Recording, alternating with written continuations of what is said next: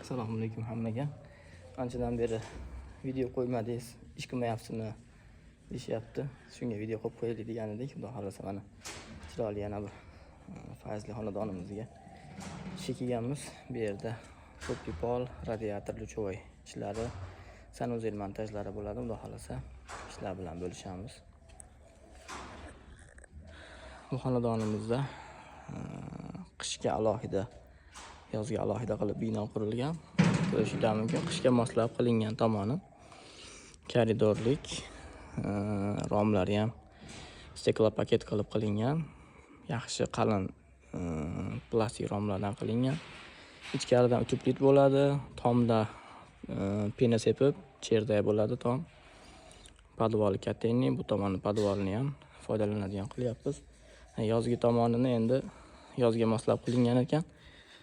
Uni isitish qiyinroqligi sabab qishga alohida bino qilingan.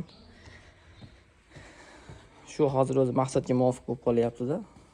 Yozga moslangan uylarni qishga tayyorlagandan ko'ra, mana misolim ko'ryapsizlar, yog'ochli rom derazalari yog'ochdan qilingan. Pastlari to'g'ri akfa, lekin bu ham bir qavat aynaligi uchun qiyin bo'ladi isitish.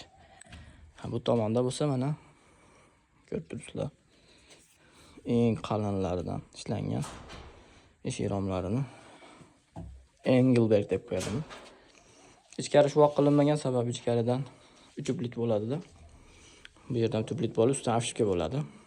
Hozir bu yerga sanuzel qilib beramiz, xudo xolasa. Koridorda eshik bo'lib, shu joyda tambur holati bo'ladi.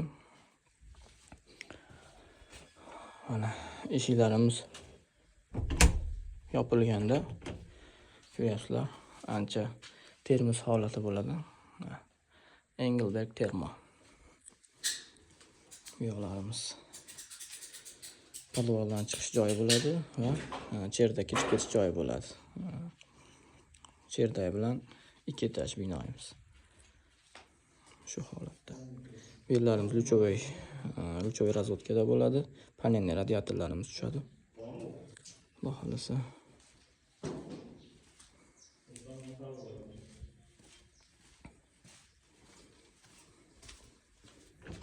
bugundan ish boshlagan edik. To'plipollarimizdan boshladik ishlarni. Podvol qismimiz to'plipol.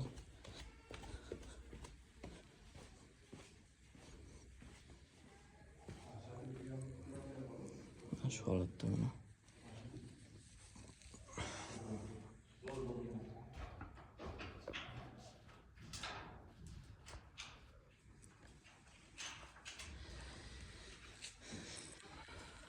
To'plipol ishlarimiz ham boshlanib, oxiriga yetib qoldi. Shu holatda xudo xolasa.